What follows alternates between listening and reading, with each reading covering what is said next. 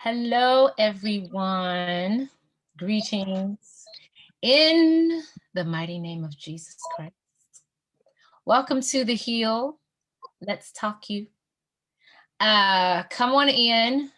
I am going to take a moment and share it, as you also should do as well. Let everybody know we are live. We have some information for you. You do not want to miss this. You don't want to miss this. You definitely want to be in the place. As you can see, we have our guest here already. Mighty man of God. I call him a mighty man of valor. Elder Shaun Tomblin. But tonight he is wearing his business mentor / brand strategist hat. So as you're coming in, I'm coming back to these comments. I will be sharing. Hi. I will be sharing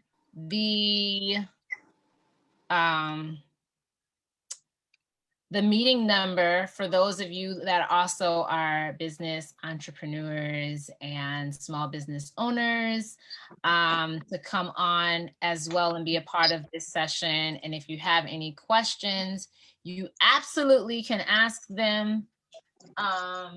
He has a few questions that we submitted to him. But if you have some questions while this is going on, feel free to ask them. So the first thing I'm going to do is I'm going to share it, and then we're going to get started in this meeting. All right, hold on. Where is it? Here we are.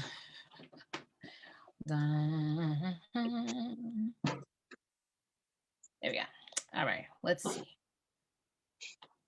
Oh, I don't know where it went. I don't have it. Wait. All right, here we go. Let me share it. Oh, hold on. Hey, Cindy. Cindy's here. Hey, Cindy. There's an iPhone user. I don't know who the iPhone is. She's clapping. He or she's clapping there. Please hold 1 minute. All right. All right, here we go. So I'm sharing it abroad. Join us. You want to make sure you are tuning in. So I'm sharing it to all. If you're a part of groups, make sure you share it to those groups. Tell everybody we are live. I'm a part of a couple of groups, so I am sharing it to those groups now. Because there we go. Want to make sure everybody, yeah, come on in. I see the numbers is coming on up. Come on in. And I'm going to introduce our guests to you all. Let me pull it up for you.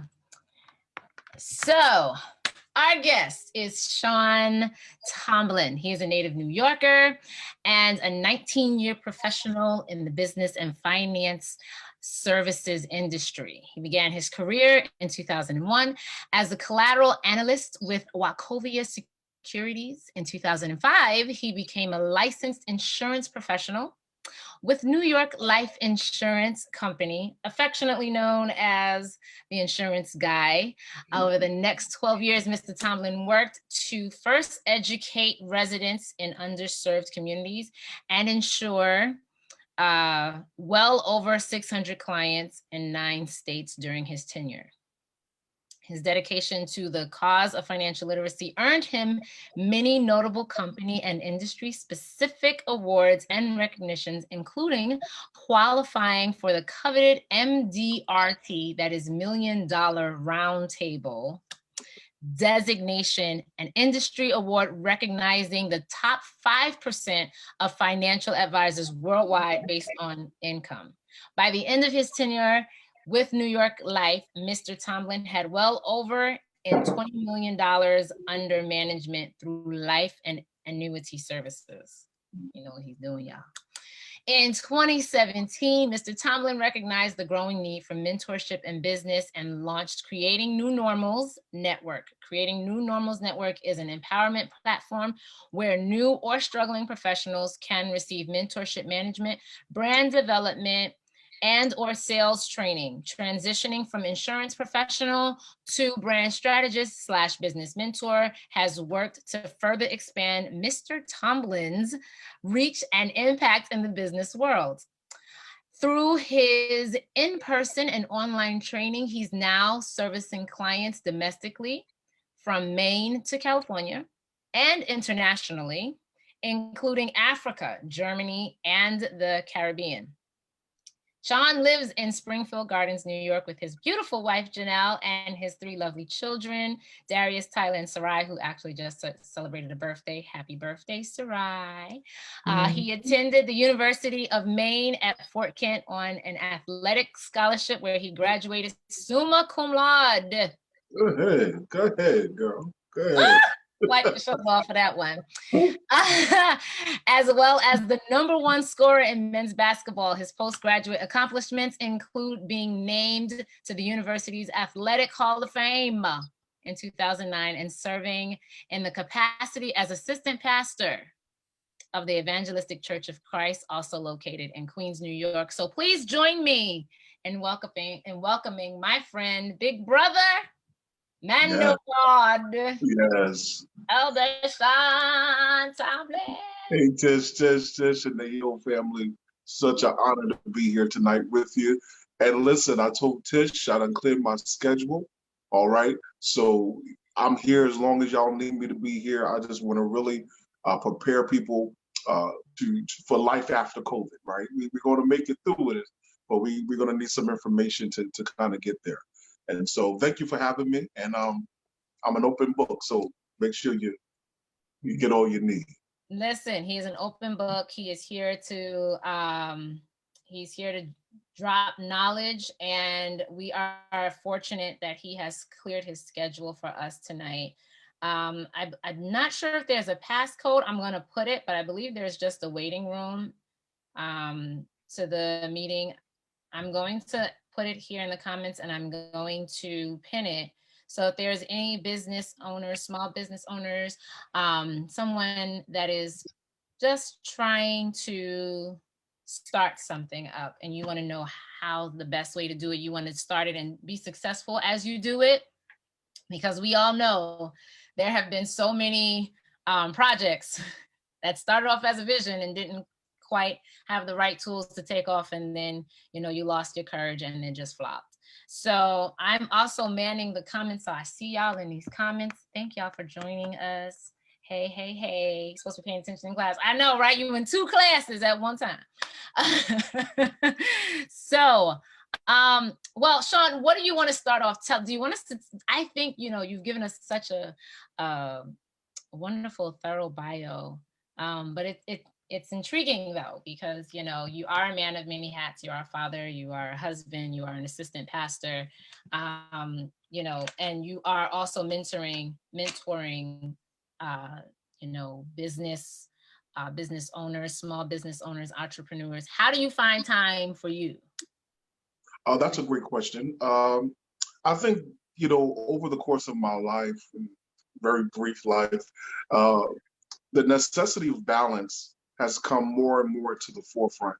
Firstly, there is value. I want you to hear this. There's value in living a life that you want to live, opposed to the life that you have to live, right? And part of that is making decisions that cater to your happiness, right? So even when you're working per se, if you're doing something that you're enjoying, it's not as taxing as having to go to work to a job that you hate, right? And so if you start to make the decisions that cater to your happiness, okay, in as much as you're still doing a lot, it doesn't feel like a lot because you desire to do it, if that makes sense. Yes. And so, I had to learn that very quickly, to live outside of people's permission to be me, right? Right? Yes, live outside of other people's permission. Right. They got to give you permission to do what you want to do. Yeah, we're not going to do that anymore. You know what I mean? Like, okay. learn to live outside of people's permission to be your authentic self, and then make the decisions that cater to the true happiness of you. You know, and I think so for me, doing the church thing, doing the business, it's taxing because it's a lot, but it's all fun because I love doing it. So it doesn't feel taxing. You know what I Doesn't mean? feel like you're burning out. Exactly. So if we on the, you know how we do. We on the organ, we on the drums, we usher. I mean, we're church kids, we church babies, so we do it everywhere, right? But and then if you carry that same energy into your occupation, and you're really enjoying what you're doing, then it's like it's effortless. And so I would say find that balance, find your happy spot, and stay right there. Yeah, he missed a little tidbit in his bio, y'all. He did not say that he's a musician, you know, and a songwriter. He didn't put those things in there. So, you know, I had to make sure I added that because, you know, some people like to be a little modest with their things that they do. This is the heel. So we're like I said, we are open to it. We gonna crack that book open tonight. So, what made you want to transition? Because you were so successful in insurance, and you know, up there, and you know, MDRT awards. What made you transfer from that, which some people would consider like the peak of your career, to start over in a sense? Start fresh. I was bored. I was actually bored, right? You know, I was blessed. I was tremendously blessed as an agent in the insurance industry, and even to this day, even though I'm 4 years removed from being an active agent, I still have those clients, those people with me to this day, who will make those financial decisions without consulting with me. So, but I needed a challenge, and so picture it like this. Imagine you're in a car that's going downhill, but the car is in neutral, right? So the vehicle is moving, but there is no motion, there is no effort to the movement, simply because it's going downhill. And that's where I was mentally, psychologically, that's where I was around 2014-ish.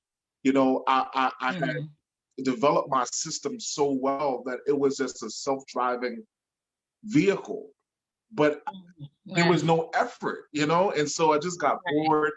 And what happened was I saw a continual migration of very good agents that had a lot of potential to be in the business, that were leaving because they did not have the process.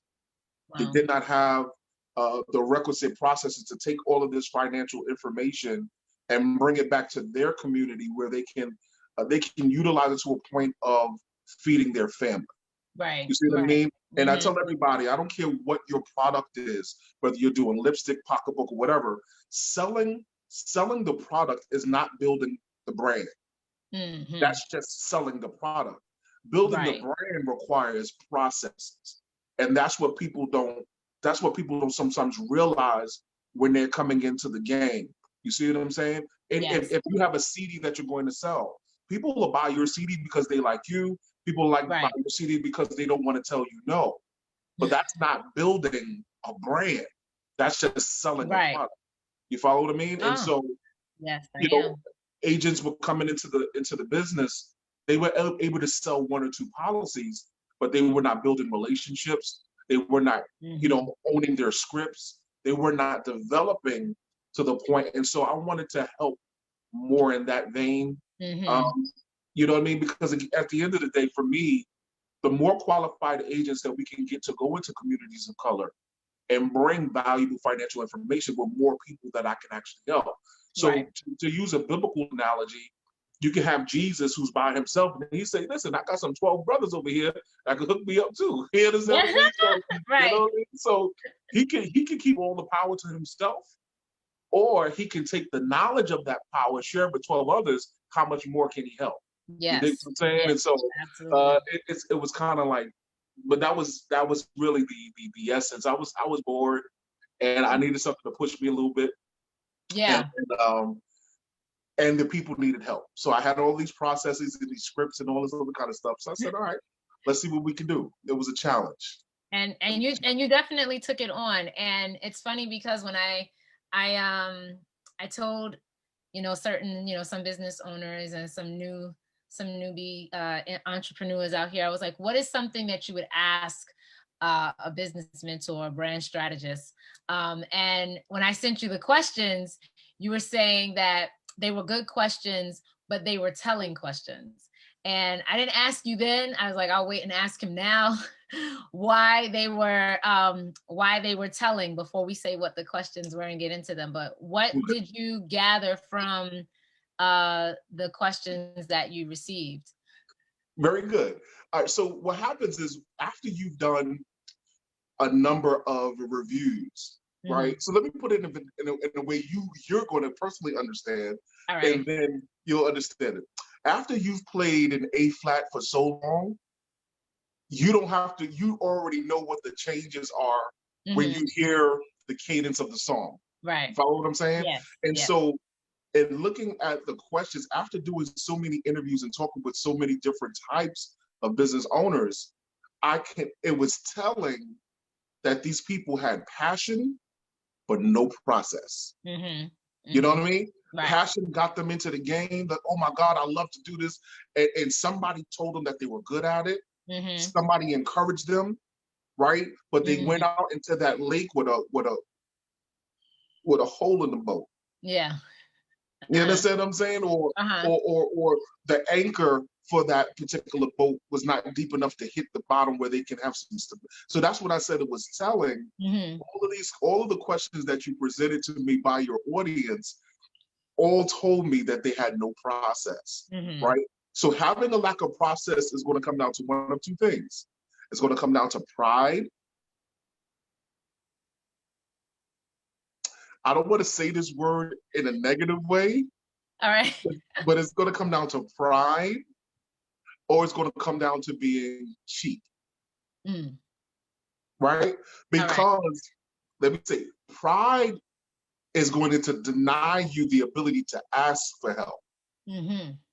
But being cheap is going to deny you the desire to invest in yourself to get it. All right. Yes, that makes sense. Does that make sense? Yes, that makes sense. So pride is going to tell you, no, I'll work it out. I'll figure it out. But pride is very expensive. And a business process that you don't understand. Pride can be very expensive. And so maybe there's somebody in your circle, in your corner, who could help you, who can give you the information now, but you don't want to pay their $9.95. Right. Yeah. You just being cheap now. Right? You just being cheap. And as a result of being cheap, you're going to go see some YouTube tutorials and figure it out off of YouTube. Right? When Tish could have broken down for you 1, 2, 3 if you would have paid her $9.95. Right. Yeah. You follow what I'm saying? Yes, so, I am. You have to invest. It comes down to investing in yourself. Absolutely. And being willing to, all right. So from a business, from the flip side, when someone is trying to start something and maybe they're like, this $9.95 is all the $9.95 I got. Would it make more sense to put $9.95 in someone's hand and hopefully they give me advice that would actually help? Or would I just put this $9.95 in my business and work it out myself? So how would you tell them to, All right, very good. If I'm meeting with you for the first time, I'm going to ask you a series of questions, one of which is going to be this very important question. Are you running a bona fide business or a glorified hobby? Are you running a glorified business or a bona fide business or a glorified hobby? Right? Here's the difference. When it's your business, there's something that's in you that makes you want to get up and do it when you don't feel like it. See, a hobby is something that if you don't feel like it, you'll push it off to next week. You'll push it off to next month. But when it's your business, when your livelihood is predicated on your activity, okay, and what you do or don't do is directly assimilated to what you make or don't make, that's when I would not tell anybody to make an investment in a coach or mentor until they've honestly answered that question. Is it Right. a bona fide business or a glorified hobby? If it's a glorified hobby, go to YouTube. Go to tutorials on YouTube. Go find something free on Eventbrite.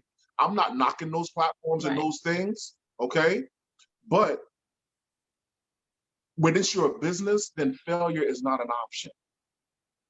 And those are the people that I tend to work with. You know what I mean? And I'm going to say this even as a business mentor. I'm very firm. I'm very firm. You're not hiring me to be your friend. You're not hiring me to be your pastor, your I ain't none of that. You understand what I'm saying? And, Right. and I have This some is of my people business. right This is now business. on your line, and they'll testify. If you open the lines, they'll testify. I don't mess around with you. Why? Because you made an investment. Right. Right? So the validity of what I'm teaching or what I'm sharing with you is predicated on your process or your progress. So let's get down to business. Where are we? What do you want to do? So that's the first question I'm going to ask you. Is this a what? Is this a bona fide business or a glorified hobby? Or glorified hobby. All right. All right. Now, your down. answer to that is going to bring us to the next point. Do you need a mentor or do you need a coach? Because they are not the same thing. Gotcha. Okay. A mentor is a person who leaves your business processes alone. In other words, you've experienced some level of success, but you just want more information to bolster that success. Right. So you're investing in that person for their information. That's a mentor. Okay. Yes. A coach, your processes suck. Right? What you're doing is absolutely not working. Not working. So you invest in this person platform to give you a process. You want to adopt. You see what I mean? So you're purchasing their 7-point system, their 9-step plan. That's a coach, where you're purchasing their system and then you plug your content into their system and then move forward in your business. So number one, if this is a bona fide business, do you need a mentor or do you need a coach? Yeah. Okay. Yeah. Do you need a mentor or do you need a coach? Yep. All right. And then that will help shape your ability or your ability, your desire, and to invest, to show you which direction you go in. All right.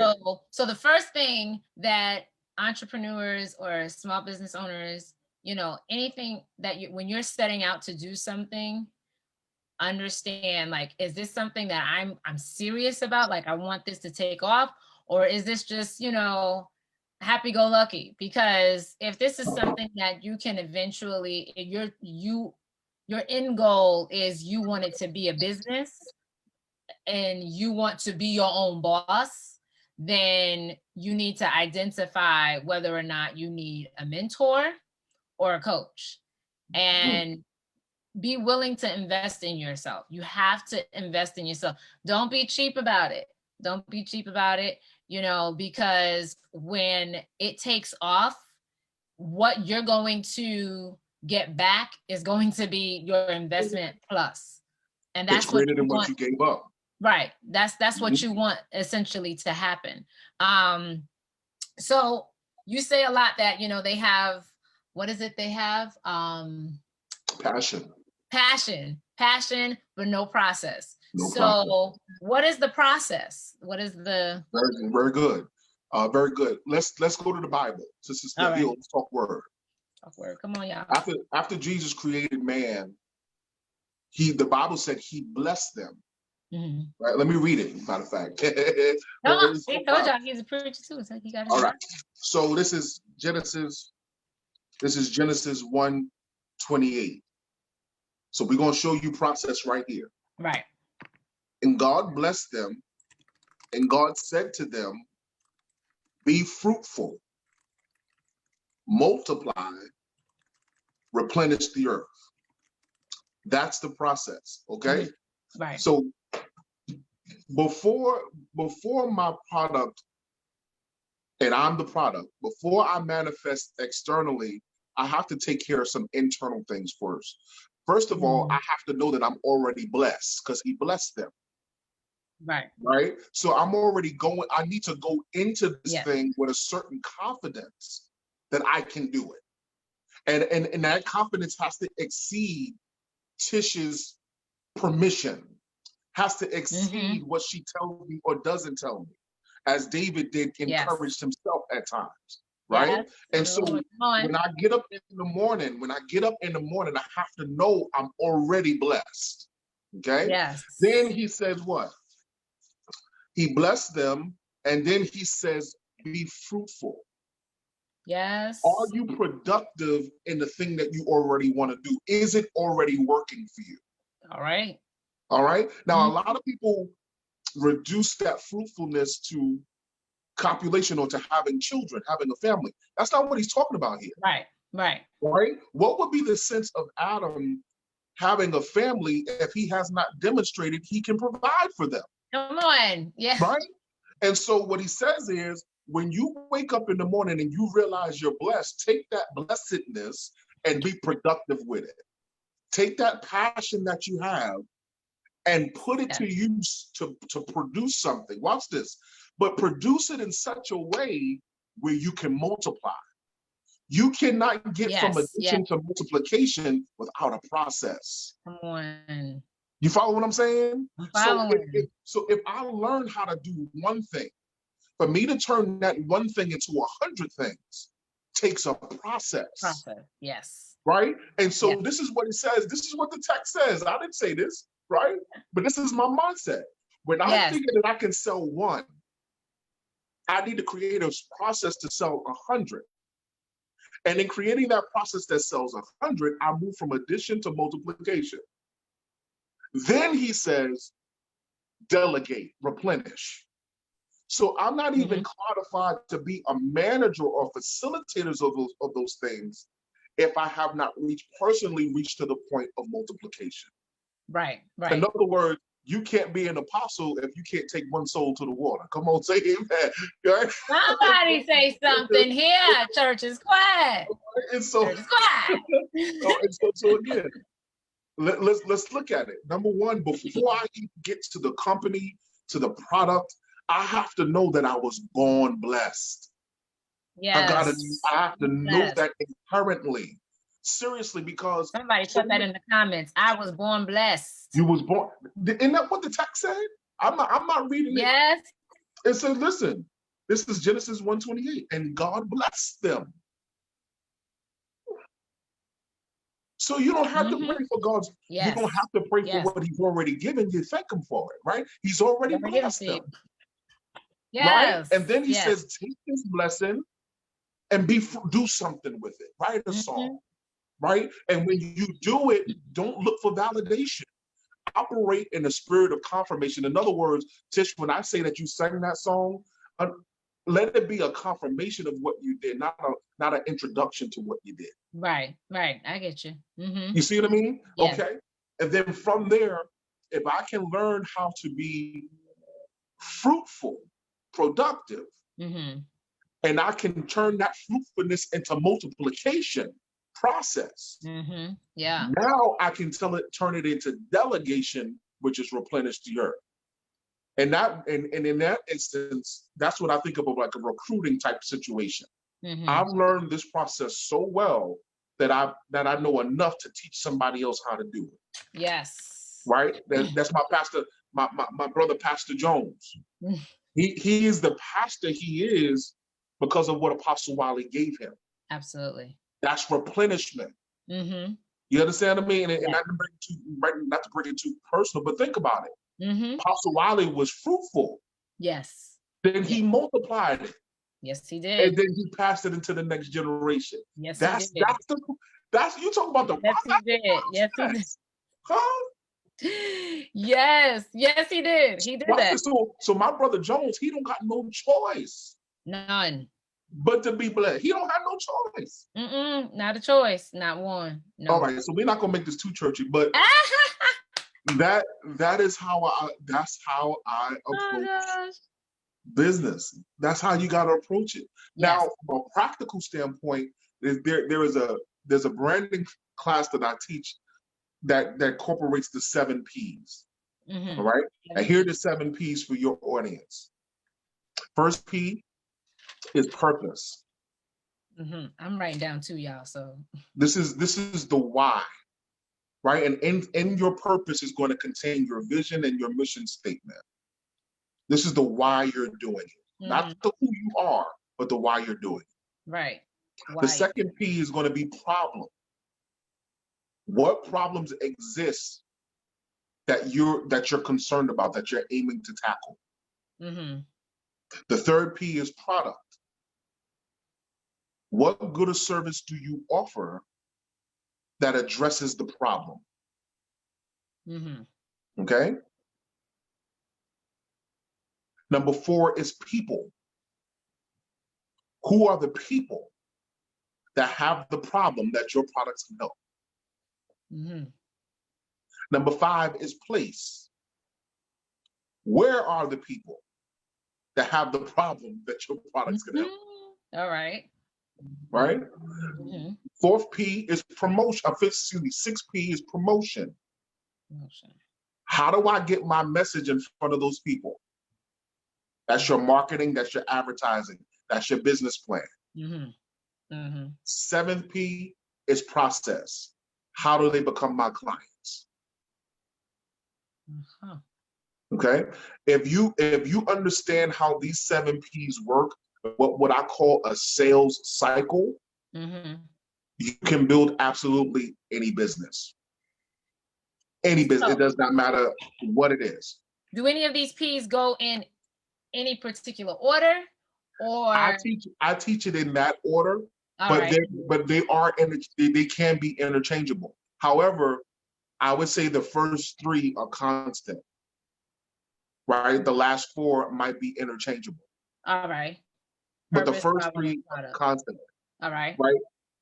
So your purpose, your problem, and your product, that's really where the crux is, right? Because your mission statement is going to help you identify your target audience. Right. Right? But you have to know something about that target audience in order for your product to make sense to them. Right. Exactly. Follow what I'm saying? Yep.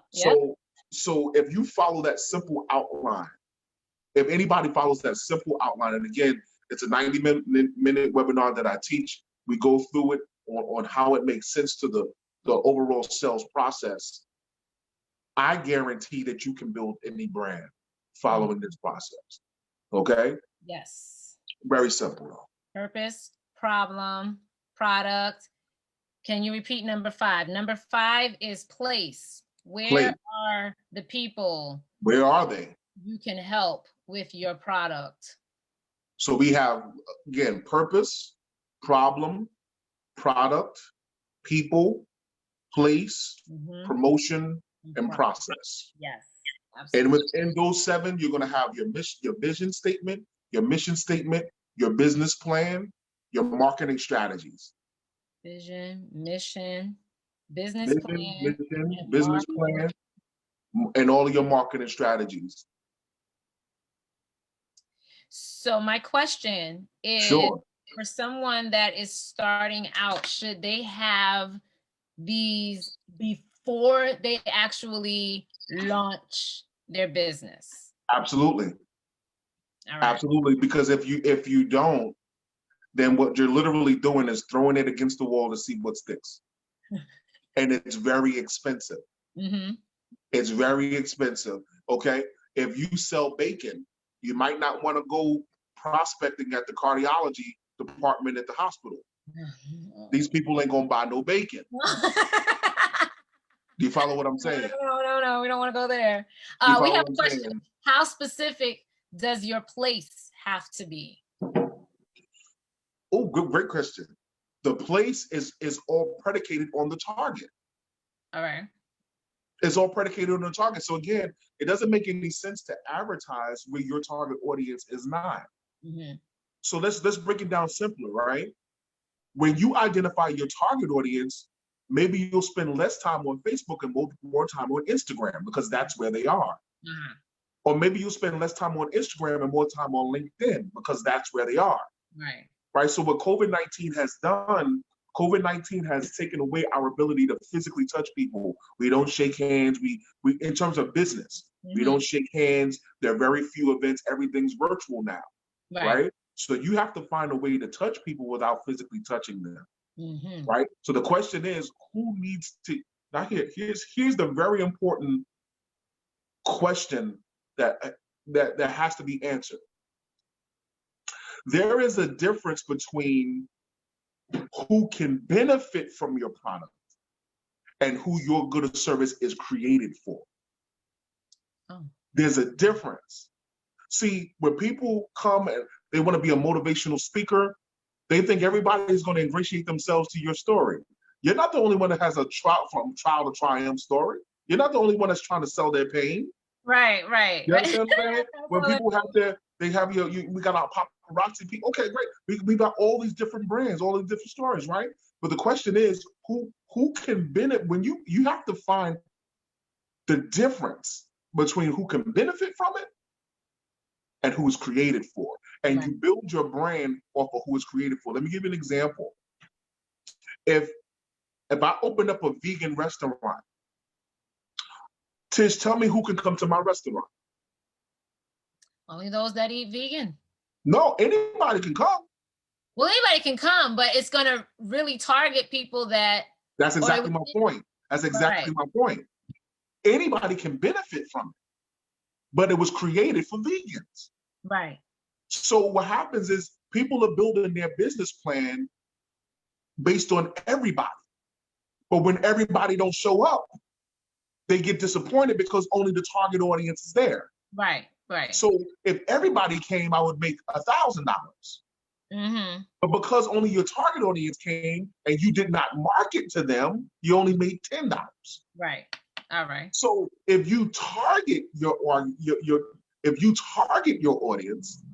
and you build that target audience, when everybody else comes, then you make the gravy. Does that make sense? Yes, but it's understanding the difference between who can benefit from what you do and what you do or what you provide, who it was created for. That's how you decide who the target audience is. All right. Does that make sense? Can you almost kind of identify your target audience before you actually, like, what if you say, all right, you know what? I mean, this is probably a rhetorical question. It's probably I'm listening. Go ahead. Question. So what if you, all right, so if you have an item and you say, you know what, let's say this is going to be a children's book. Would you know that maybe your audience may surpass children? Like, can you know that can you identify who your target audience is going to be? But here's the thing, if you're making a children's book, then the children are not your target audience. Why? Children don't have an earned income. You see what I mean? So the product has nothing to do with the target. The target audience comes down to the mission statement. What's the purpose of the book? Got it. All right. You follow what I'm saying? And that's why the mission statement is so important, because it speaks to the purpose. Children don't have an earned income, so why would they be your target audience? They gonna pay you in Pampers? Like, no. So what you want to do, you want to fashion the words of your brand, in this case, to appeal to the parent who's concerned about their children's academics beyond the school system.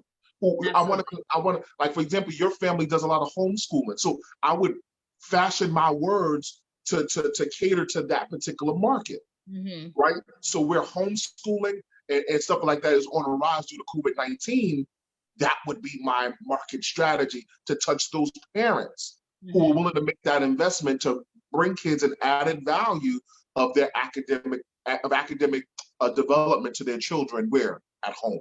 Right. So you see what I mean? So then you know, you can kind of know based off of your product who your target audience would be. Because then I'm trying to see, like, you don't want to do something that is going to, like, be so broad, you know. Of course not. Come on, you talking good now. Listen to me. Let me tell you what COVID-19 has done for everybody that's here and really want to listen. Let me tell you what COVID-19 has done. COVID-19 have forced people to create income out of their hobbies, which means that there is more competition in niche industries than ever before. Yeah, that was about to be my next question. Because people have now they have seen the necessity of being able to acquire income outside of their 9 to 5. Right. Okay. And so with that being said, you having a target audience gives you ability to have a voice in a saturated market. So in other words, where everyone in the room is talking, now people have a reason to listen to you. Because there's so many providers of that same thing. Yes, yes. So why do they need to listen to you? Because I cater specifically to X, Y, and Z. Yeah. And trust me, it's just like when you go to the supermarket and you see the various brands of bread. You don't see this one company take their bread off the shelf because Wonder Bread's there. No, there's space for all of us, right? You like white bread, I like wheat bread. There's whole wheat bread, there's all wheat bread. And no thin slice and thick slice, and I mean, come on. So what are these bread brands doing? They're catering to a specific audience. Maybe they're catering to a specific meal. Maybe they're catering to a specific culture.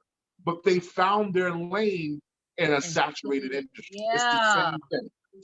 Right? Now, when I want to go into worship, I'm gonna get Miranda Curtis. But when I want to have church, I'm gonna call Tish.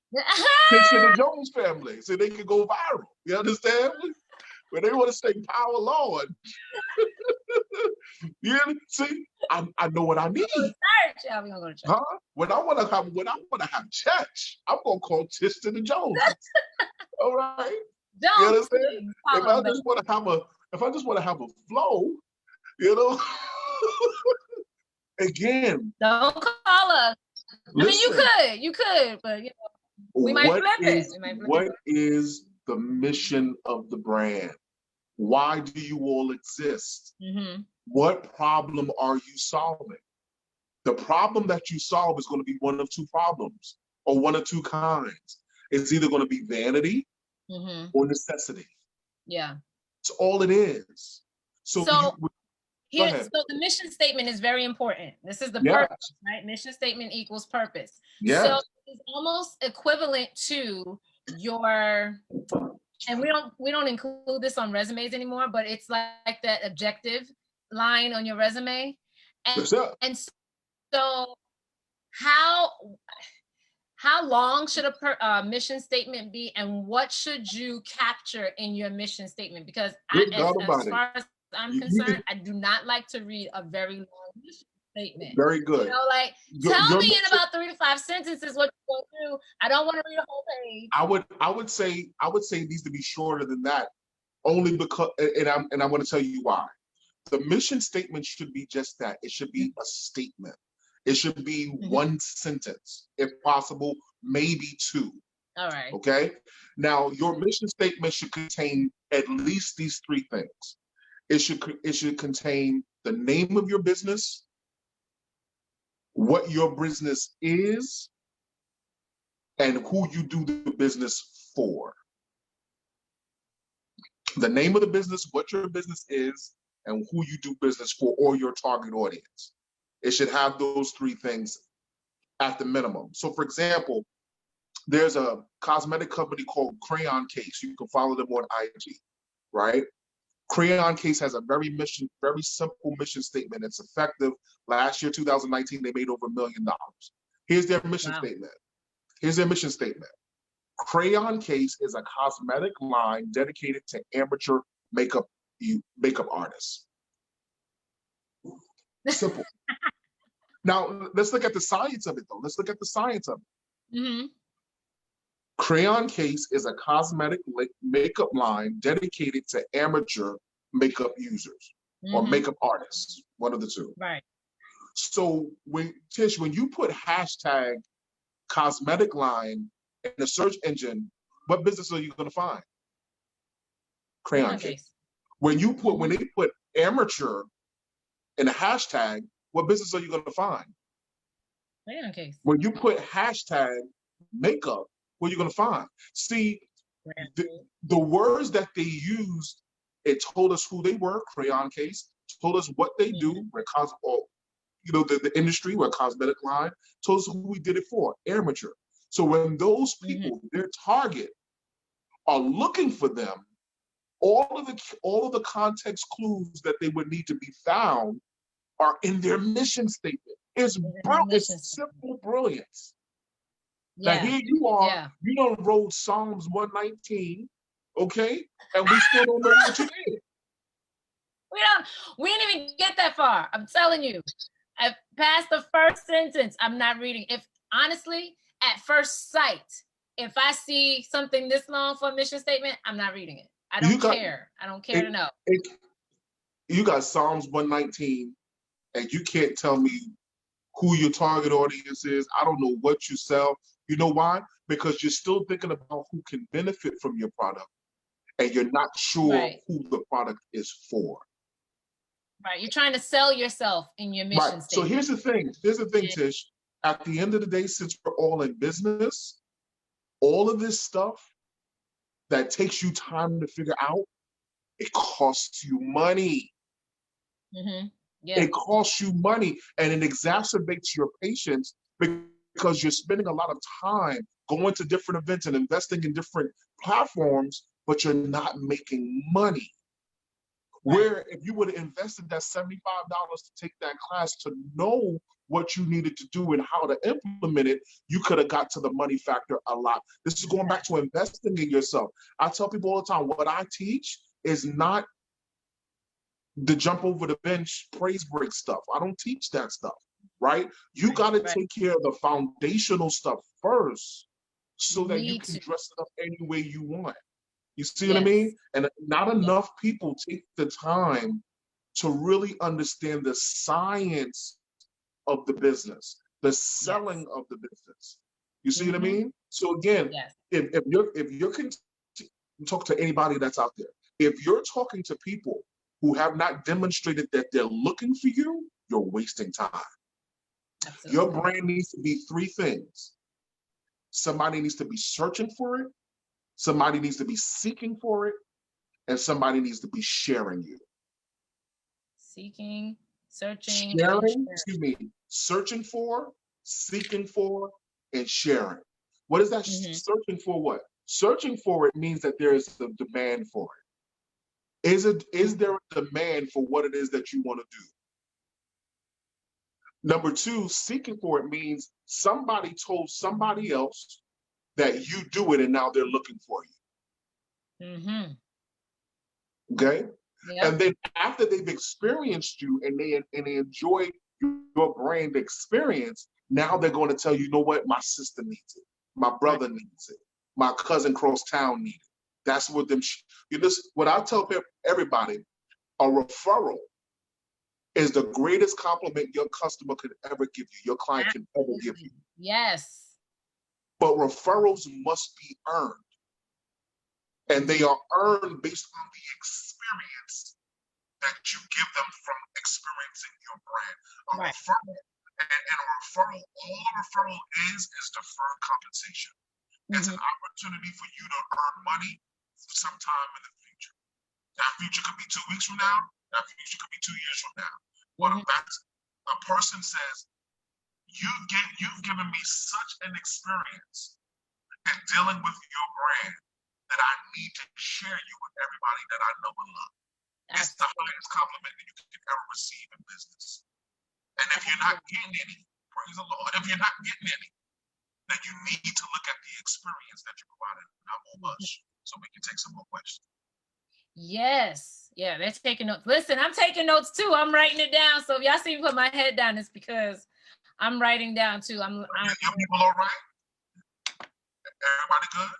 Yeah, your audio just kind of went a little low for a second. Is it all right? Can you hear me? I can hear you though, but it's just a little distant. But you're good though. I can. I don't know. I don't know what happened, but stick with me. Well, we hear you though. As long as everybody hear him. If there's somebody that don't hear him, let me know and we'll work it out. But I hear you, so we good. So yeah, so searching for it, seeking for it, sharing it. Searching for it, recap, is that there's a demand for it. Seeking for it is because someone experienced it and told someone else about it, and then they decided to share it with everyone. And I always tell everybody that has been on the heel, whether they're promoting a product or book or whatever it is, a song, there is a power in sharing, because you may not need the product, or you may already have the product, you may already have the song, you may already have the book, but when you share it to your plethora of followers or friends, you don't know who will see that and also support it, and it be a help to them, and then they would share it, and likewise. So it's very important, if you have someone who is an entrepreneur or small business owner in your life, that you support them and you share, because sharing is so important. So my question, with it being so popular, so many things, like you were talking earlier about the bread, there are so many different brands of bread. How can one in a market for the same thing, how would you advise them on how to stand out in a market where there is so many of the same thing? Like, we have so What, many singers, we have what, so many, Tish, yeah. what did I tell you God told us? You woke up in the morning, what? We're born blessed. What you say? We're born blessed. We're born blessed. All right. And so that's that confidence. I don't care who they are. When I show up, they got to get out of my seat. Yeah. I don't care who they are. Listen to me. I want you to write this down. You ready? Yes. You never have to save a reserve seat. Never have to save a reserve seat. That's good. You never have to save a reserve seat. I don't care who in the mix. Listen to me. I can give you my whole process, and you can't do nothing with it if you ain't blessed to do nothing with it. You gotta operate with that confidence. I don't care who can blow balloons. They can't blow them like me. I don't care who is singing. Right? Anointing is specific. Think about this. There's 12 disciples. All of them got the same power, same Holy Ghost, but Peter doing something different on this thing here. Right. Peter walking on this water. Yeah. But they all got the same power. That's true. What's up with that? Right. Why Peter walking? What's so special about him? Couldn't nobody take that was his story to tell.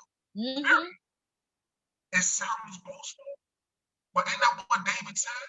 My soul shall make her boast in the Lord. Huh? Yes. The humble like hear it and be glad. Shall be glad. You must have had an appetite. He said, "Oh, taste and see." Yeah, let me stop playing with you. Right. So the whole point is this: you have to get up with a level of confidence and knowing that I'm strategically designed to operate in my purpose. And it takes nothing. Watch me. It takes nothing from you to celebrate me and what's for me. It takes nothing from you to say, nothing. You see what I mean? That's good. I'm gonna tell you right now, and as much as I've had success, I wasn't the best agent. I wasn't the most skilled. I wasn't the most articulate. I certainly didn't have the most licenses. But the sales I made was all mine. I guarantee it. Yeah. My name was the only name on them applications. You understand me? Yeah. Let me share this with you. Let me share this, and this is going to be a secret on how you're going to be blessed forever. To whom much is given, much is required. Watch this. So what is required of them that have, that they give? See, the moment you start to withdraw and hold back what you're supposed to do, that's when you actually lose what you have to give. Right? Because it's given to you. Yes. That's be given out. So if you are holding back that's right. what you've been blessed to give, it's it's an indication that you don't trust God for the more he can give you. You see what I mean? I mean, So the word says that, though. The word says God does not take pleasure in a drawback spirit. Come on. So again, I can give you all of my scripts. I can give you all of my techniques.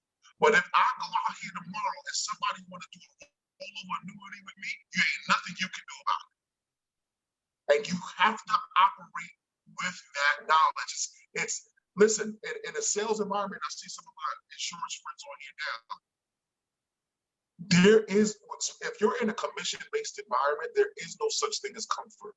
You are literally not making any money if you're not selling. Right. If that ain't faith, I don't know what is. Okay? To be able to go out 40, 50 hours of work and not know if you're going to get a check because your check getting is predicated on somebody paying their bills. Oh my God. That's a hard life to live. That is. And so I can't live my life predicated on who else is going to get what else. No. I got to live my life by some principles that I'm going to pay my tithes and offering. Come on. Yeah. First of all, if you ain't paying your tithes, then you should look to be broke. Listen.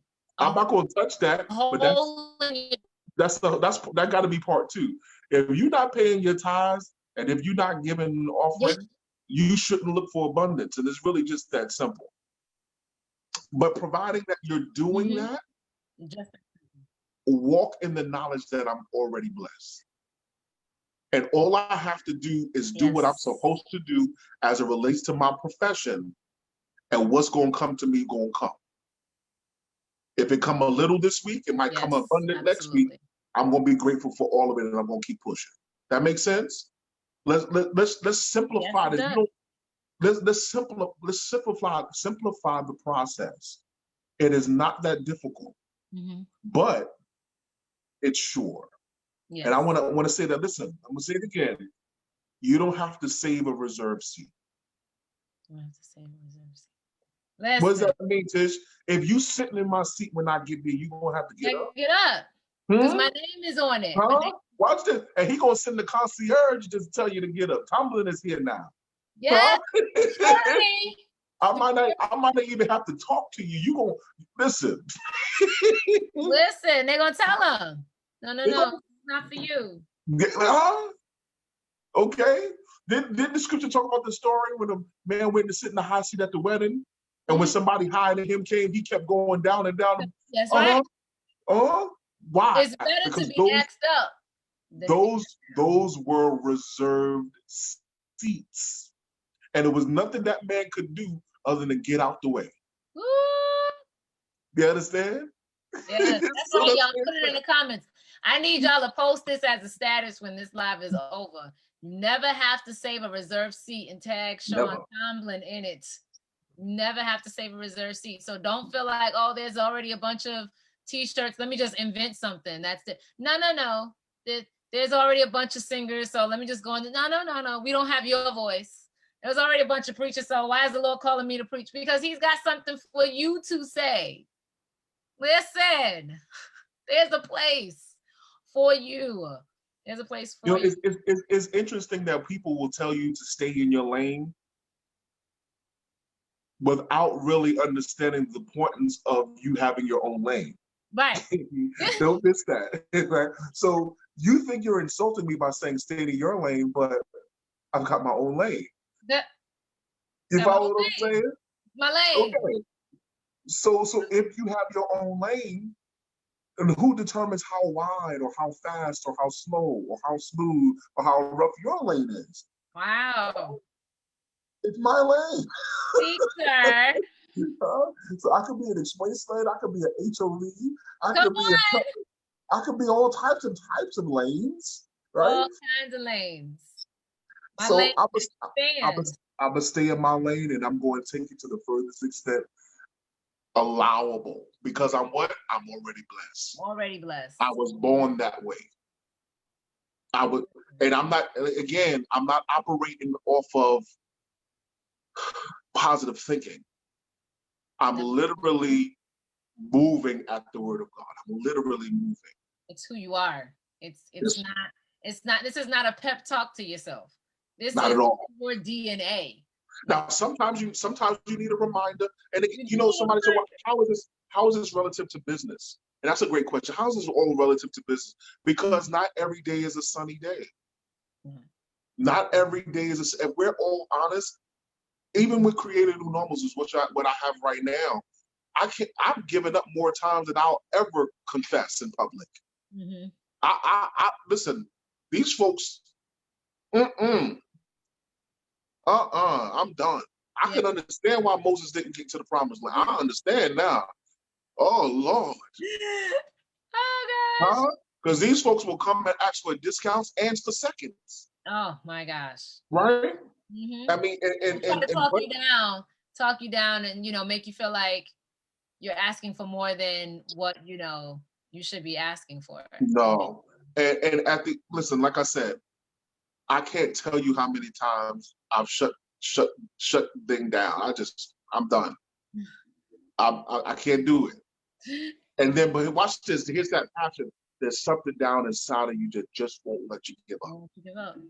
And just when you, I'm talking to somebody here.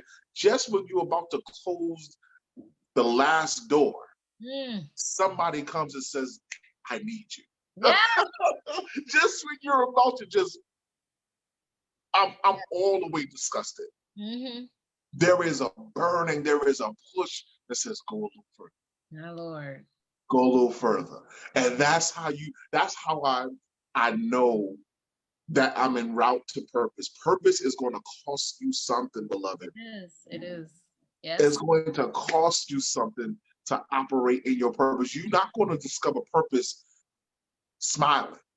No. You might have to discover purpose through some tears. Seriously. Ooh, some tears. You know what I mean? Serious tears. Some dark nights. Some dark nights. But because I want to give up and ain't that something you want to give up and can't? And can't. You want to be done, but you can't be. And then watch this. There's a healing that comes. Because now you're going to run into somebody who really can appreciate your value and they pay you that way. Exactly. Yes.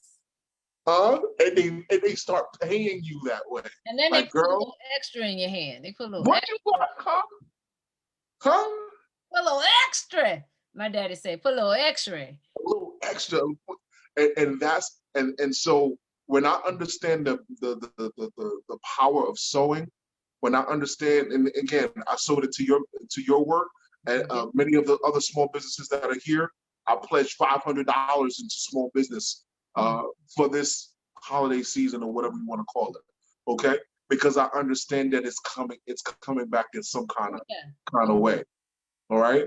So anyway, we can talk about that all day. Woo! They're being blessed. The hearts was going up in the screen so much. It's like, my Lord, yes. All right. I can't see all the activity, so please, we here. We rocking on though. Yes, yes. The hearts is going up. So one of the things as COVID has sent us all home, and you have to be creative now to run your business. And now you're in a competition with social media. So when a person is running their business, how can they market? How often should they market? That's a good question. First of all, I'm disgusted by social media. I'm kidding. Social media, no. I do think that social media has crippled a lot of people. Let me say it this way. Back when we were coming up, we had pagers. We didn't have cell phones. Yes. And with a pager, we had to at least commit to our memories the top 10 people in our life, their phone numbers, right? Because we could only insert their number. Right. But now due to smartphones has actually made us dumber, right? Because these phones retain the information for us, retain our passwords, retain these special numbers. So we don't have to commit that stuff to memory anymore. We just become on automatic pilot. And many of us today, we won't change our passwords because we won't remember. We'll remember it. Okay. So what am I trying to say?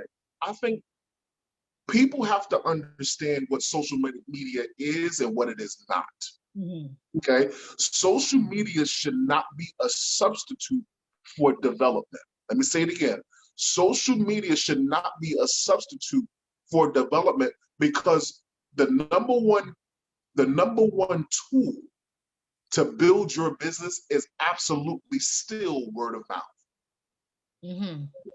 Okay, and I'm talking about in terms of qualified leads, people who are willing to share your business to other people who are willing to invest in your business. Word of mouth is still king. Word of mouth is king. So what happens is, because people have to understand that there is a difference. There is a difference. I don't know what she said, but we'll come back to it in a minute. There is a difference between exposure, engagement, and production. All right. What social media does is give you wide range what? Exposure. Right?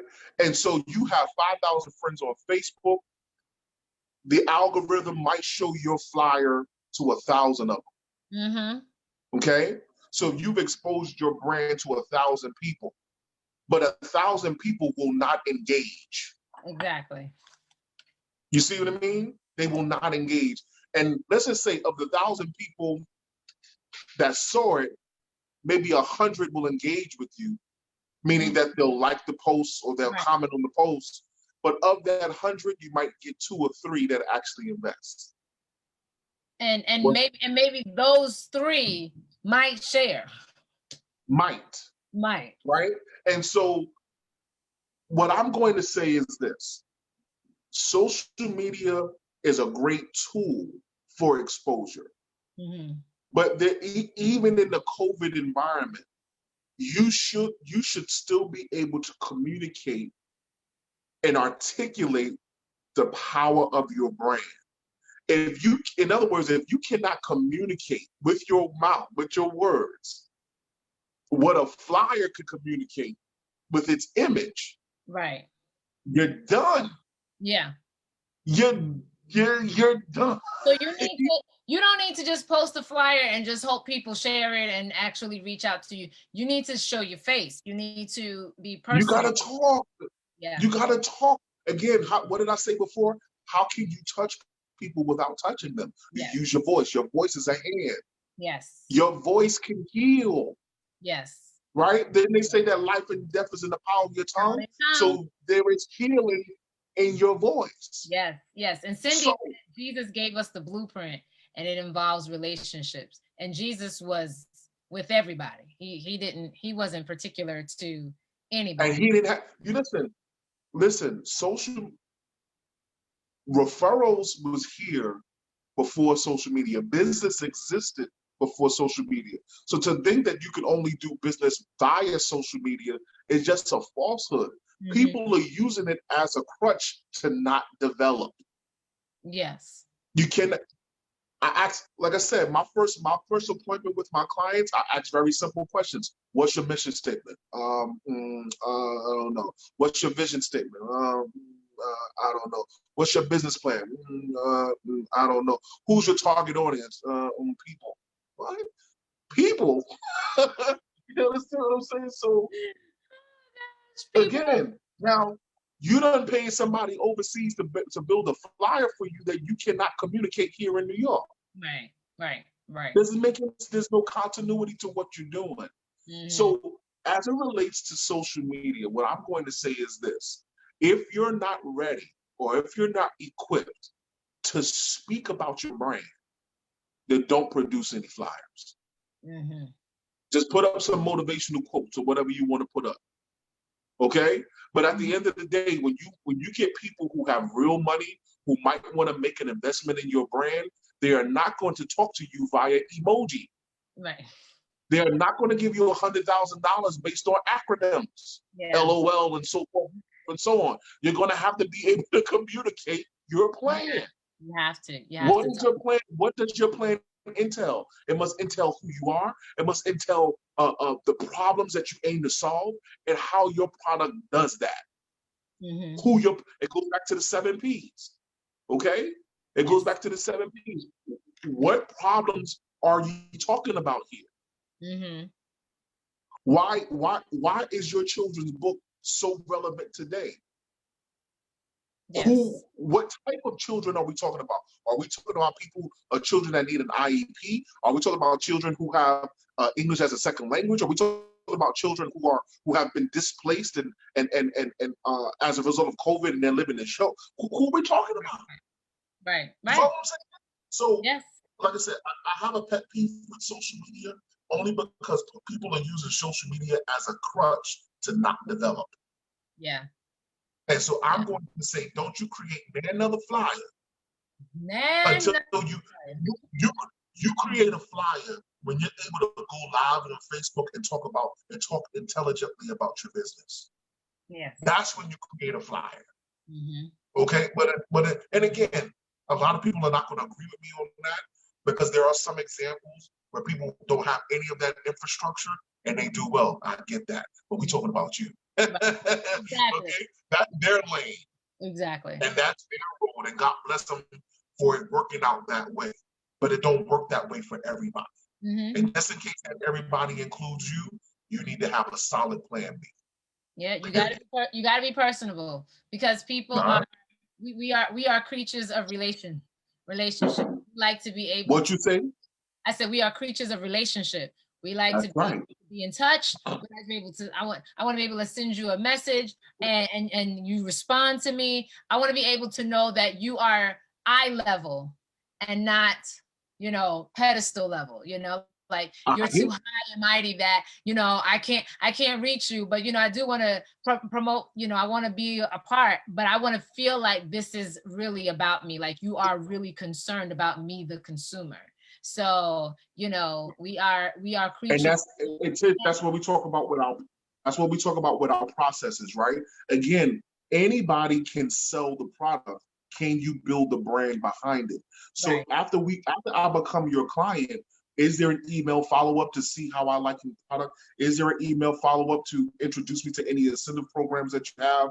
How are you connecting? How are you touching me without physically touching me? Absolutely. Right? How personable that's all part of your brand experience.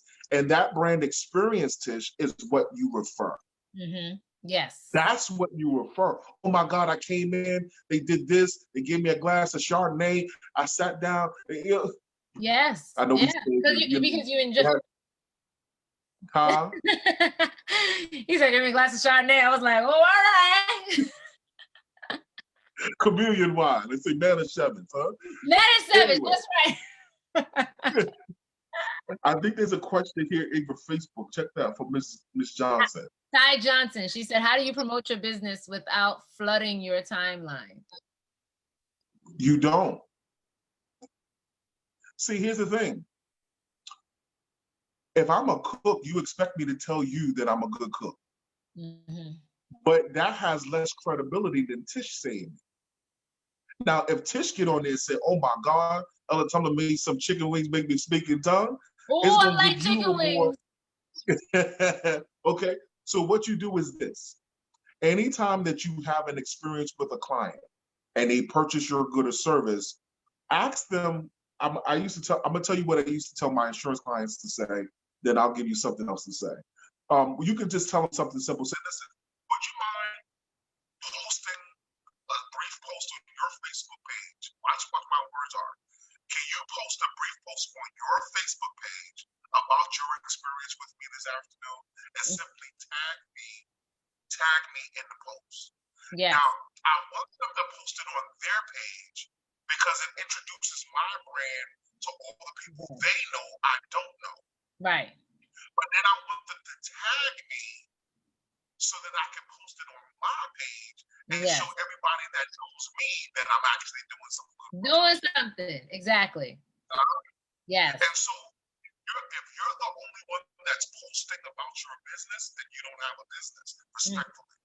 Right. Because I said before, who's searching for you, who's seeking for you, and who's what? Who's sharing. Sharing, absolutely. Sharing you talks about the brain experience. You may not be giving people an experience that makes them want to talk about you. Mm-hmm. You see what I'm Yeah. saying?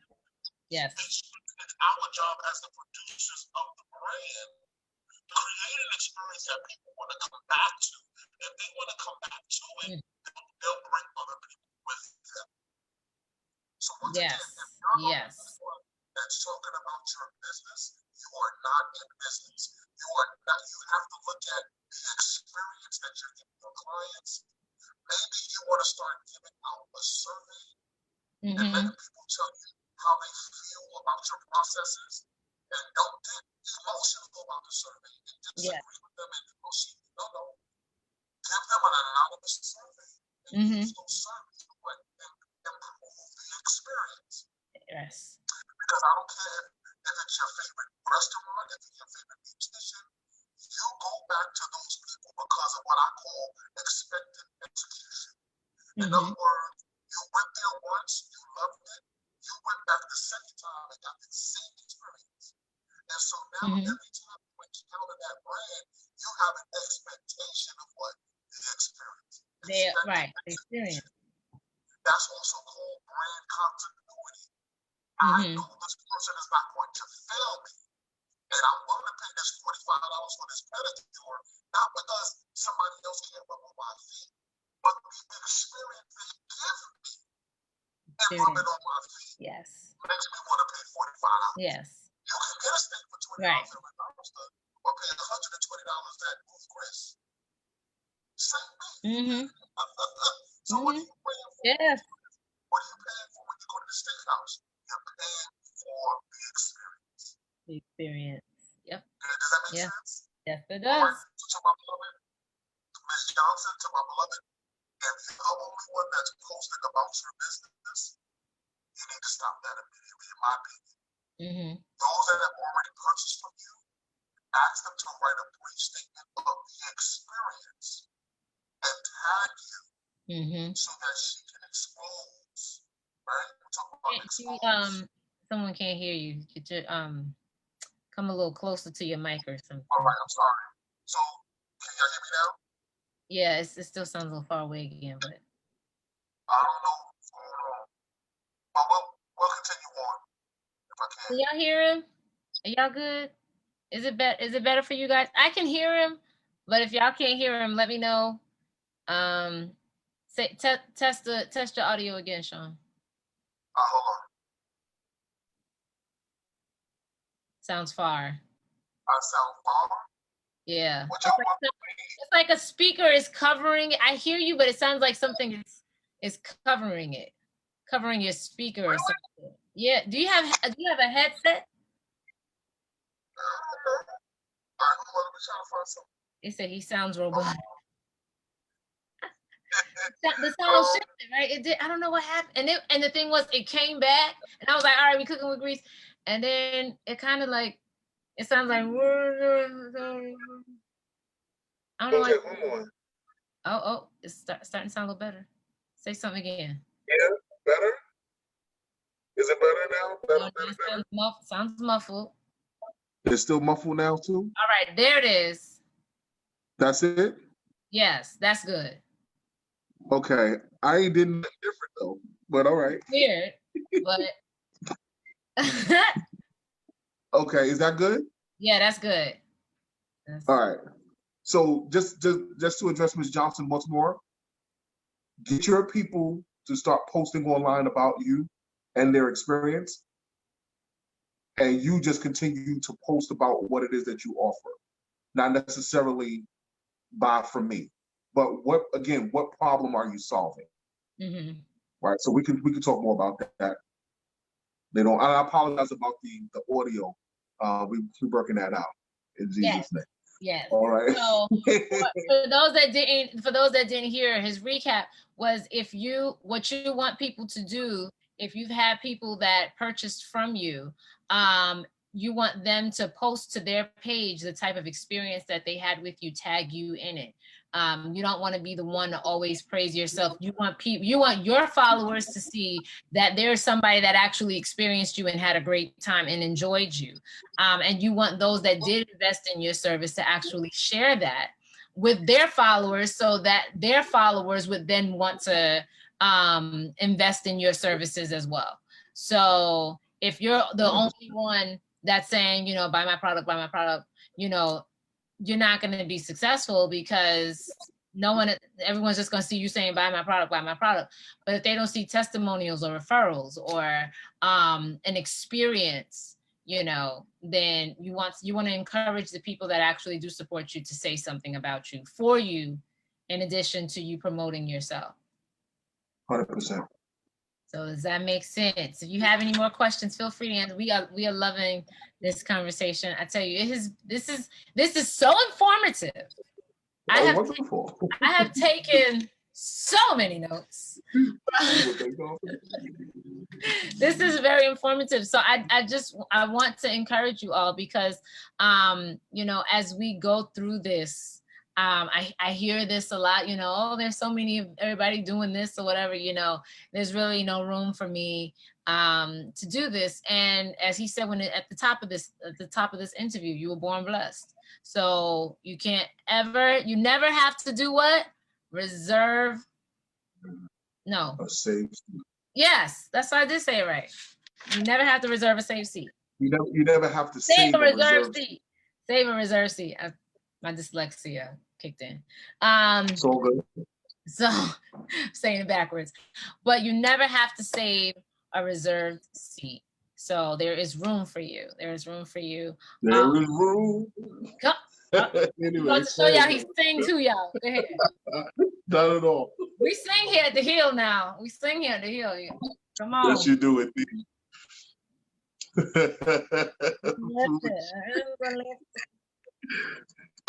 Talk to me. All right. So my next and maybe final question. I don't know if y'all have any questions. Let me know. But I want to know. Social media, Facebook, Instagram, Twitter, all these social media sites have kind of replaced the desire for people to go to outside links, websites, anything like that. How can someone encourage their audience?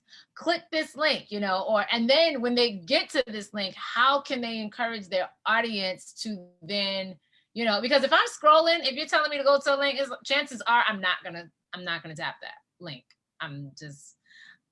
Everything needs to be in the same place. So how can you encourage your audience to visit the website and then participate in the website and actually, invest?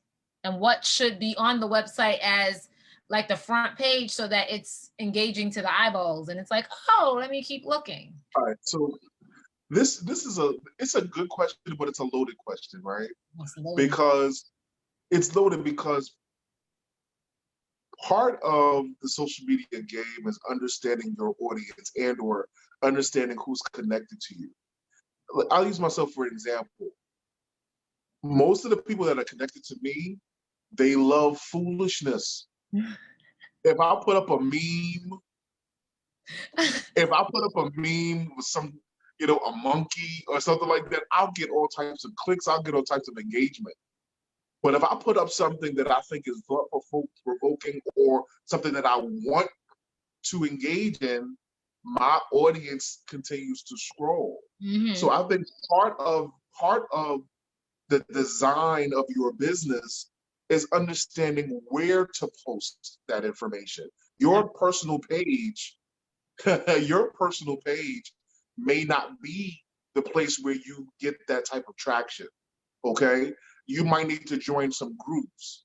You might need to join some associations. Mm-hmm. For real. So you might need to join some groups or associations to know where that content is most appreciated. Okay. Mm-hmm. Secondly, the content itself needs to be relative to who? Your target audience. Okay. And so it might benefit you for a season to hire a social media manager to understand placement. Sometimes it's the time of day that you post. Sometimes it's what the content looks like. Right. Okay. Mm-hmm. It's sometimes it's what the content looks like.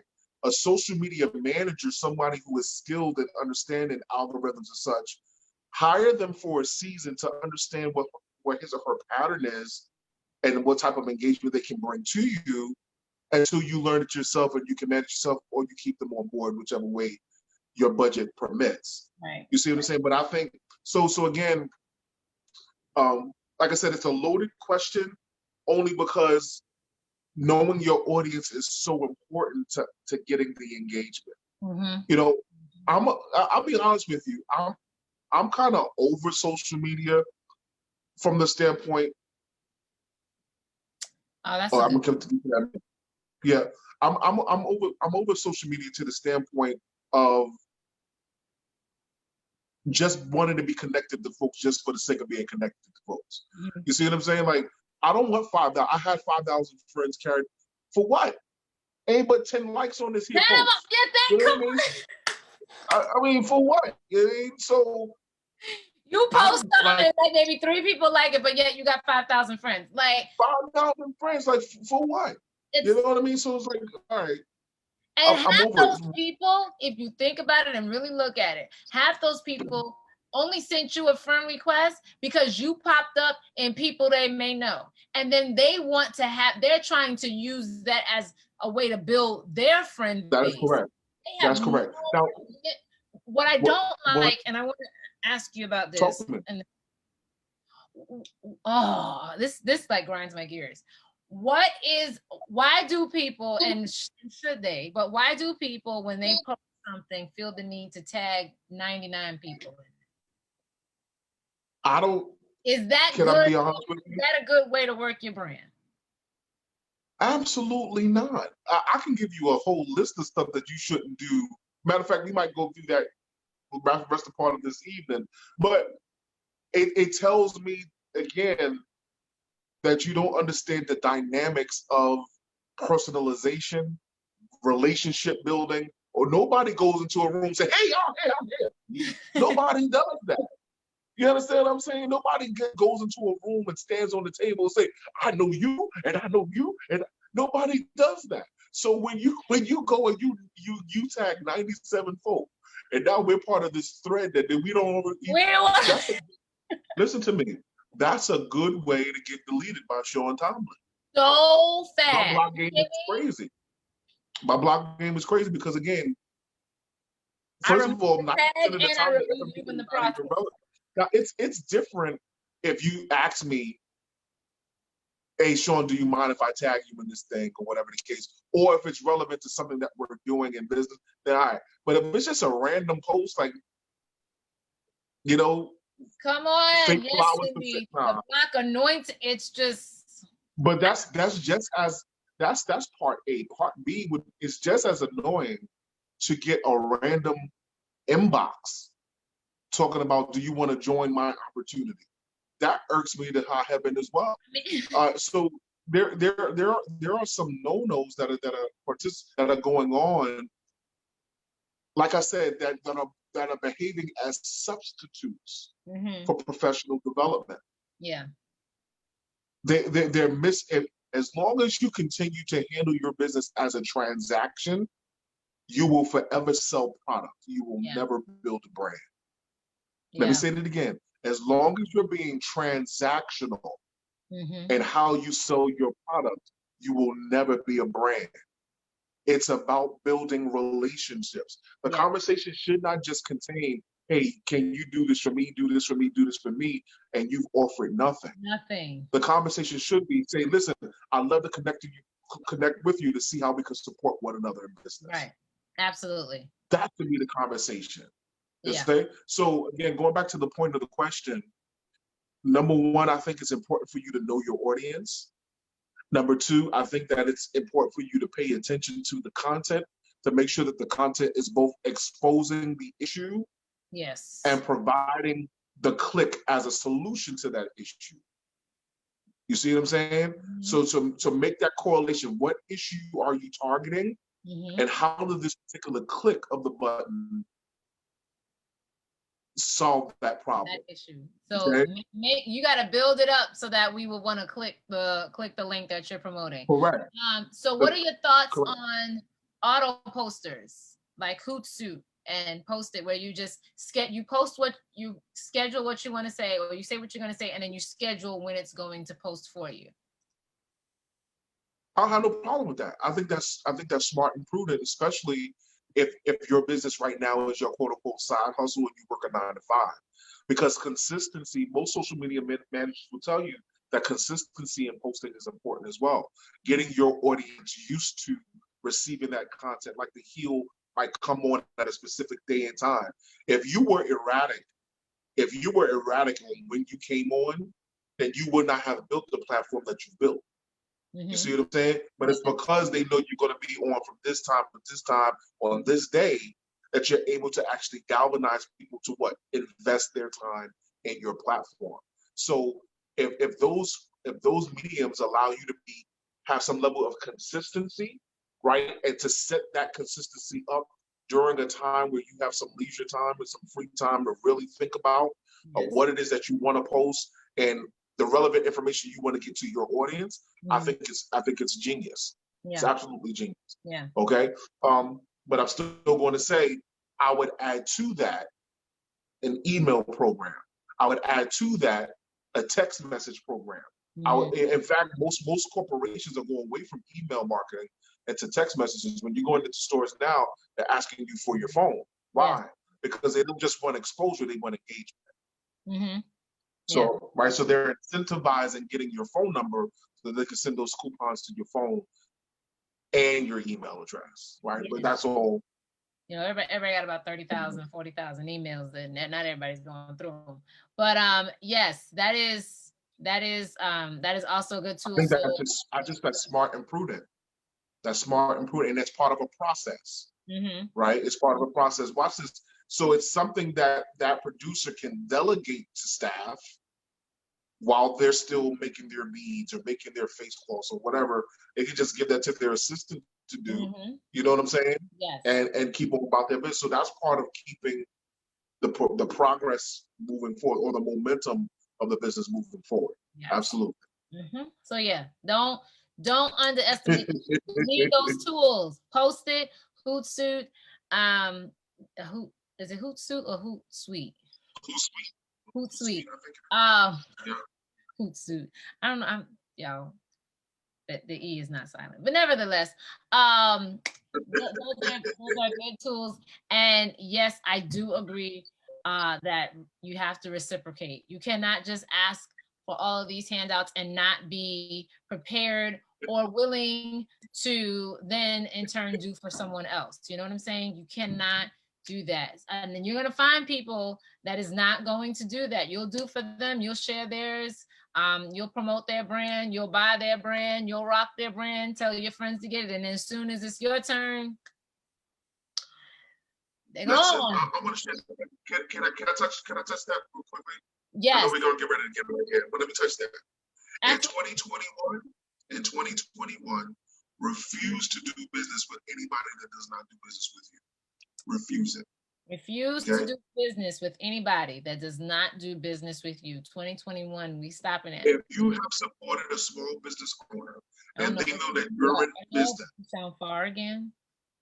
Or if you have, I'm trying to be like, can you hear me now? You're good. Go ahead. Okay.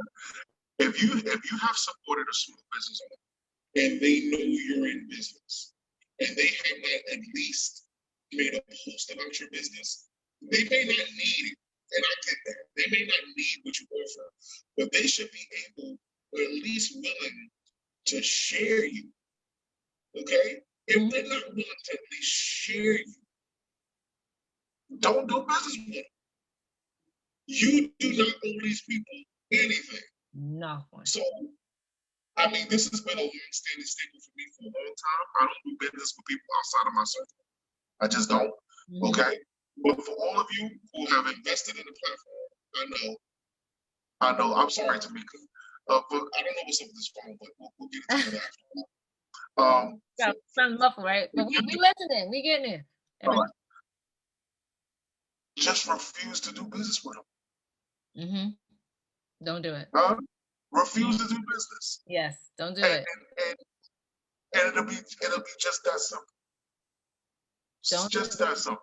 Don't do business with people that are not going to support you, especially if you have something. If you have something and they're not willing to share what you have, I don't care if it's a flyer you made. I don't care if it's a t-shirt. I don't care what it is. I don't care what it is.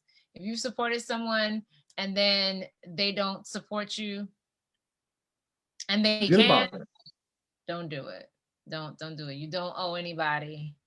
You don't owe anybody anything. All right. So y'all make sure. I know he in 2021, we gonna have him back again. We're gonna find out when he's able to clear his schedule for us. And tell people how they can, if they don't want to wait until 2021, tell people how they can connect with you. And those that are serious about this thing now, and you ready to invest. Shaun does this. Like Shaun does this. Or y'all heard the whole bio in the beginning. If you didn't, let me know. I will send it to you. So let people know what your business contact is and how they can be one of your clients if possible, as a business mentor or a coach, because there's a difference, people. So tell them I'm gonna put comments as you're typing it so they can see. That's fine. All right. So the best way to connect with me is going to be email tomblin.cnn@gmail.com. Okay. And it's there. Our first interaction is going to be a conversation. Okay. Will help us make an assessment of what your needs might be. And then from there, we will kind of guide you toward a good service that we provide. So right now we do have somewhat of a New Year's program that we just instituted last week, really, right? Where we're going to be offering a brand review. Can you hear me? Yeah, Tomblin is tomblin.cnn@gmail.com. Yes, I'm gonna put it in the Facebook as well. All right. Tomblin.cnn@gmail.com. I just pinned it as a. Okay. There you go. That's how you connect with him. So with our new year program, what we're gonna do, we're gonna provide a brand review. We will go through everything that you have, your social media, your website, your mission statement, all that kind of stuff, your brand review. We're gonna give you the branding webinar, 90-minute branding webinar, going over those 7 steps. And we're gonna give you 2 90-minute one-on-one consultations. Mm-hmm. Okay. So the brand review, the branding webinar, and 2 90-minute consultations. That's going to be our new program. All you have to do is just click the link to sign up. All right. And we'll move forward from there. There is an investment. There is an investment. Praise the Lord. There is an investment, but you need to.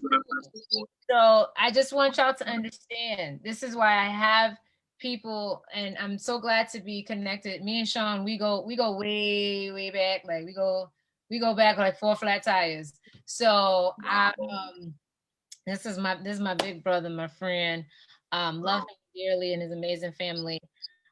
So you want to do this, and this is why it was so amazing for him to come on and share this time with us, that he could have been investing in people that would have put money in his pocket, but he came on to help you. And then this is allowing you to see what you're putting you're going to be sowing into good ground. So you're not just going to be putting your money. I just read this bio and he looked like he's smart, so I'm just gonna go with him. He actually came and he sat down and he gave you some free pointers here that can really help you, so you know who and what you're investing in. You already know what you're going into with your eyes wide open. This is good ground. This is a sound man of God at that. So don't be surprised if he gives you a word if he prophesied to you while he's helping you with your business, just take yourself. notes and quick, and all of a sudden, I'm trying to write it down. Stranger things have happened, beloved. Stranger things have happened. So don't be, But, you know, again, Tish, my whole, you know, going back to why did I transition from insurance to consulting? We want to see people win, right? Yes. We sincerely want to see people win, and not have what you don't know to be that thing why you couldn't be successful in your passion, right? Going back to making decisions that lead toward your happiness, you're going to have to trust somebody at some point. Yes. Okay, and somebody at some point. And so I'm taking the 19 years worth of experience that I've had in the field, working with, like I said, all of these different people, all of these different locations. We take those very processes and now we just share them with people who are starting out today. That's all it is. We're going to give you the verbiage. We're going to give you the processes. We're going to challenge you to your greatness. And we're going to just continue to help you push forward. And it's okay if you say no. It's okay, right? But for those that say yes, like my girl Cindy was on here, she's part of our program. I have some people that are on Facebook that are part of our program. I'm okay if you say no. It's all right. I still pray for you. But for those of you that say yes, get ready for your next chapter because it's coming, right? We go when we talked about Tish, the promise, right? The promised land was given to what? Those that had stamina. He said, wherever the sole of your foot tread, that's what I'm going to give to you, right? So we ain't worried about direction. Me up because you said that to me. And I want to y'all. I wasn't going to bring this up because I didn't want to get happy. But I want you to still walking. I'm still walking. I still say to myself, wherever my feet shall tread. Hold on. Don't go to A flat, Tish. Don't do it tonight. Right? But that was the promise. And we move in that. So let me just say this before you go. I appreciate you having me on. I am sincerely grateful for everybody that tuned in. I hope that anything that I said was of edification to you and to your audience. Continue on doing this great work. I know it can be taxing at times. I certainly know that men be calling you at times. But all the testimonies that are coming from this platform and providing a space, a safe space, where people can come and really be edified both spiritually and naturally is just second to none. So kudos to you, my friend. We pray God continue blessings on you. This is your lane. Make it as wide as you want. Make it as smooth as you want. This is your lane. Go ahead on the drive in. Okay, so again, for those that really want to take their business, their brand to the next level, we want to offer you a brand review. We want to offer you the branding webinar, and then we're going to offer you 2 90-minute one-on-one consultations with me, and I'll make sure my audio is better by then. Right? Yes, you all will be able to hear him. We go going into 2021. All right. Pastor So Gerald, how can you connect with Shaun, Pastor Gerald? You can connect with him via email, tomblin.cnn@gmail.com. I pinned it below. I hope that you all can see it, but it is tomblin.cnn. I'll retype it, tomblin.cnn@gmail.com. And is there a deadline for them to sign up for the branding? The deadline is going to be 12/20 because we're going to kick off the first week of January. So by those 11 days will give us time to get you all processed and everything. We'll have our schedule ready for you by that first week in January. So again, we want you to prepare. They would sign up with you via the email when they contact you via email, or is there a link that they would sign up from? Right, so they're gonna contact us via email because that's the first sign that they're serious. All right. See, I didn't want to provide the link tonight and then just make it so simple. No, we want to. If you're serious, you're gonna send me an email. Right? It says just say and the email. All it has to do is say, "I'm ready," and then from there, my staff is going to follow up with you, let you know what the program is and how to sign up. and it's going to have everything laid out for you. Okay, but we want people that are hungry and ready to follow instructions. Okay, so that's why I do it this way. I don't want to spoon feed you. I want you to say, you know what, I'm going to step out. This is my first act of investing in my brand. All right, by simply sending us an email saying, listen, I'm ready for this new experience, what we call creating new normals. Right? We creating. Where'd you get that name That's from? it. I love that name. Oh man. You know what? I'm going to say it was divinely inspired. I was moving out of financial services into consulting, and it just hit me like that. So creating new normals network, right? Creating new normals network is who we are. Again, we specialize in supporting new or struggling entrepreneurs in the ways of mentorship, management, and training. And so that is who we are. That's what I've been doing now for the last 4 years. The Lord has blessed Tish. Oh my God. Oh my goodness. We work with everybody from celebrities and television all the way to, little old folks like myself in Queens, New York. I mean, the Lord has really prospered us, and even in this season. And so we're grateful. We're certainly grateful. I had to have you come on to the Heal because you have a niche for people, and your personality is very inviting and very warm. And some Pastor Gerald said he just sent his email, so he actually came back. So he just sent his email. But your personality is second to none, and the Heal family knows I don't just bring anybody to the Heal. I don't do it. It's not like, oh, you have something, yeah, come on to the Heal. No, it's I don't just bring anybody to the Heal. Like, there's stock in the people that I bring. I'm connected to some great, and I'm gonna say I'm connected to some dope people. Okay. And he's dope, y'all. He's dope. But we happen to be in the number. And I'm glad that I've been and I'm gonna say, sometimes you get nervous to ask people to come. I don't know why. Don't ask me why. Don't ask me why. Don't. Okay. All right. Were you nervous to ask me? Were you nervous?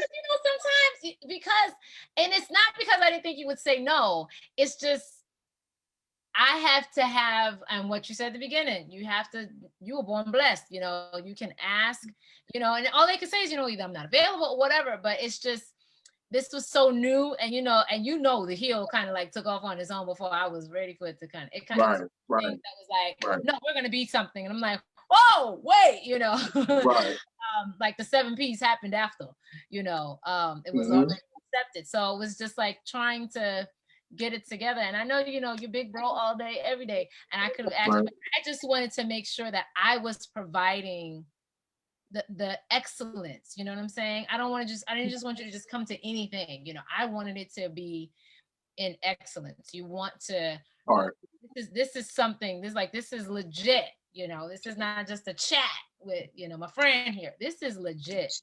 This is business. And I certainly respect that, but we all start somewhere. We all start somewhere. I appreciate that spirit of excellence, but we all start somewhere. You know what I mean? So hopefully, prayerfully, I'll be able to grow with you. Can I show you something really, really quickly? Yeah. Go. Before we, I just want to leave this with. I want to leave this with you. I'm closing right here. Is that what you're saying? No. Go to your piano. I want you to go get your Bible really quickly. I want to show you something really, really quick. Come on, Bible. Right? Get your Bible real quick. You're gonna go to Psalms 100. Go to verse number. Go to verse number 4. Let me see what verse number 4 is. Verse 4. Come on, preacher. I just want to give this to you. All right. Really quickly. No, go to verse number 3. Number 3. All right. Read it for me. It says, Psalms 100, verse 3, know ye that the Lord is God. It is he that hath made us, and not we ourselves.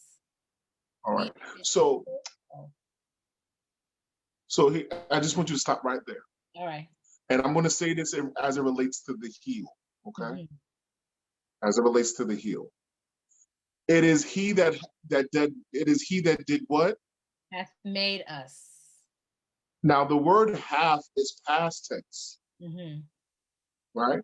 Yes. So is he that hath made us and not we ourselves, which literally means wherever you are to become, you already are. Lord have mercy. Okay. So, all right, it is he that hath made us and not we ourselves. So it wasn't your academics. Ooh. It wasn't your singing. It was none of the things that you do that qualify you for what you do. Is what he's already done that you're walking into. Watch this. So this is I want to just leave this with you, beloved, and I'm literally going to hang up. But Your future is God's past. my God. So trust him right now. Wow. Wow. Because whatever you are, you already are. Listen to me. Wow. Whatever you are, you already are. So he's already in your future because he hath made you. Yes. Yes. So let me say it again and then I'm getting off here. Where's my exit? Y'all, when he Your get off, I'm future- leaving too. I ain't got nothing else to say after this. I ain't got nothing.